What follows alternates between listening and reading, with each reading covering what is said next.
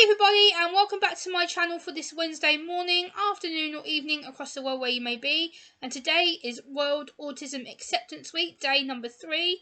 And today I've got a video for you called Voluntary Work Experiences, where I'm going to be talking about my volunteer work for the last 9 years that I've been doing within my local hospital, mental health unit and local community. And I thought it'd make a good video as I am a legally diagnosed autistic woman, so I hope you enjoy it. Over the last 9 years, I've been able to do volunteer work since I received my diagnosis, which means I've been able to work with many medical professionals through my local mental health service, in the adult autism diagnostic service, and also in my local hospital with the learning disability liaison autism nurse Roger Blake, and by doing some BBC radio podcasts with my DJ friend John Wright. This means that I've been able to communicate with many different people across the local area, across Suffolk, to share my story and my experiences. I've been very lucky to have many professionals become my friends and not just colleagues. They help to support me and guide me through any situations I may overcome or experience. I've learnt to work on my communication skills and being part of a professional group, and to help support people who are either waiting for a diagnosis or have just been diagnosed with autism. As I've been regularly helping out with a pre-diagnostic support group, which is to answer any questions that supposed adults suspected of autism or diagnosed with autism may be going through. I understand the way that they are communicating, and they may have any questions that they may ask, heightened anxiety they may have, and I try my best to understand their struggles and answer any questions with a polite attitude, with a respectful attitude, and I help to understand what they may be going through, not knowing how to understand their diagnosis or coming to terms with the diagnosis. I think for all of us it can be quite hard when you're getting diagnosed, and as a volunteer I've seen many times that people have come to me and they've heard my story and they go, "Oh, well, Gemma, how did you deal with this? How did you deal with this? Like, what do you think about this?" And I'm like, well, I'm different because, I'm more verbally communicative, or I may feel more confident about talking about some things, where some people may come to me and go, "Oh, I've never talked to anyone about it before," and you give them tips, you give them tricks, you give them advice to kind of help them on their way and support them and guide them. And there is obviously, I'm not a professional, I'm not a medic, I'm not a doctor, psychiatrist or psychologist. I'm someone who's an autistic woman on the autistic spectrum, but I've been doing this pre-diagnosis support group now for around 8 years, and it's something that I'm really intensely passionate about. It's something that I really love doing. I love being part of it. I love to answer questions. I share my experiences with these newly diagnosed adults who are over the age of 18. I think the oldest person we've had is like 70 something.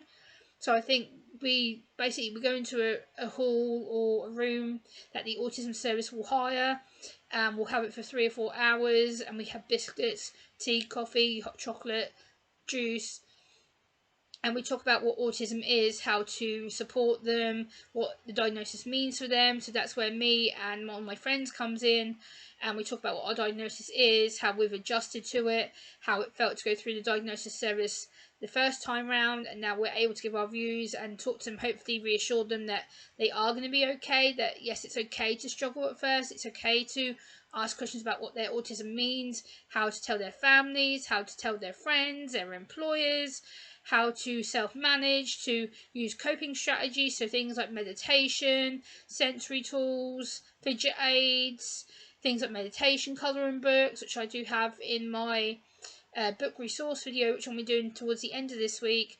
So I think it's important to make sure that you give them advice you know is safe, and also it's going to help them and make them beneficial to accept their new diagnosis, because accepting diagnosis can be quite overwhelming to them at the time.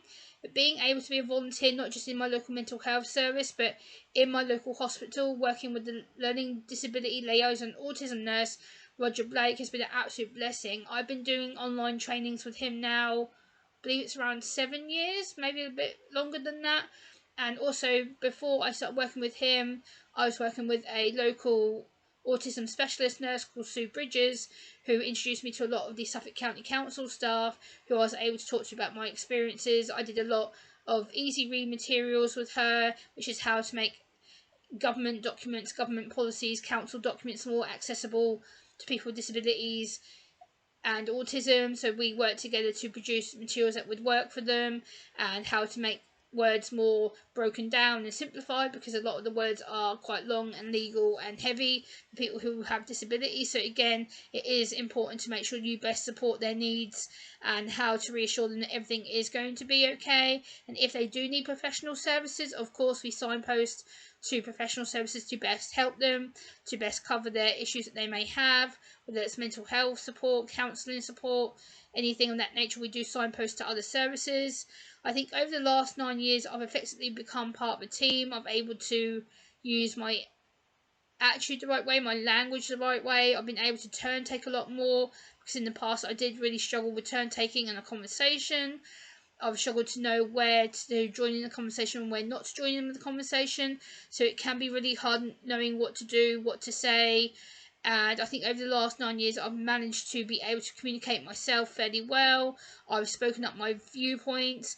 I've gone to people to help people. I've tried to make the videos that I do here on my channel more accessible and easy to listen to by using less medical words or explaining what they mean if I do use them. And anything that I talk about, like websites, I do link down below as well. So yeah, I want to talk about my volunteer work today because it's something I feel is important for all autistic people to try. If you are capable of doing some volunteer work, not all autistic people will be capable of doing some volunteer work. I understand that because of the high anxiety, the stress, the unfamiliar environments, the smells, the people, the taste, the noise, the scent in the shop, or the scent in the place where they may be working. I understand that not all autistic people can cope being in a volunteer capacity. I've also done local work in my hospital for 5 to 6 years, where I was able to work in physiotherapy and trauma and orthopaedics, where I would take patients to the x-ray, to pharmacy, to the ward to prep them for operations, to make sure they got admitted properly. So, you know, I've gone through many medical institutions where I've been able to support people with autism, not autism, and I've been able to work in a team, I've been able to work on my own initiative, make sure I get tasks done to the best of my ability, make sure I'm able to understand what is expected of me when I'm expected to be somewhere.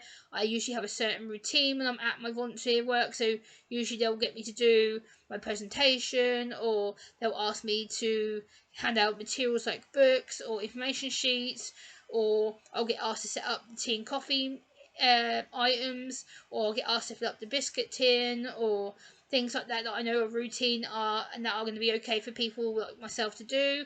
And usually they're direct questions, so again it's easy to go, Gemma, can you do this? Gemma, can you do this? And it's yes or no, rather than going, oh well, Gemma, could you do this? Or Gemma, do you want to do this? Then that gives me multiple answers. So yeah, volunteer work for me has been an absolute blessing. I absolutely enjoy it. I love it. I think it's something that has made me beneficially stronger mentally, physically. I think it's something that I can enjoy for the rest of my life, and I hope that I continue to make a difference in my local community with regards to hospital, mental health, physical health, being an advocate like I am. I love being an advocate. I love talking about what's passionate to me, my life, my experiences. And again, this is just my own particular experiences, what I've gone through in the last 9 years. I love doing my volunteer work. I wouldn't change it for the world. I think I'm very lucky to be in that position where I'm able to talk to people, go and give a message to people, and I don't see it changing for the foreseeable. I think it's something that I've really jumped on board with. I've accepted that I am autistic. I've accepted that I am able to communicate with people, and that we don't have to be scared of putting the word of autism out there, because my volunteer work, it has enabled me to use my voice, use a platform that I never had before. And I think for me, that's given me my beneficial ground of advocacy, campaigning, talking to politicians, talking to other people. So my volunteer work's got me into so many areas that I didn't even think were possible. So, you know, you can always try it. Like I said, I'm not saying everyone should do it. No, I'm not. But for me, volunteer work has been the best thing that I could have done. And I don't think I'd change anything about it. I think just maybe make some environments more accessible, but we're working on it. So I hope you've enjoyed hearing my thoughts, feelings on volunteer work, and I will see you soon. Bye!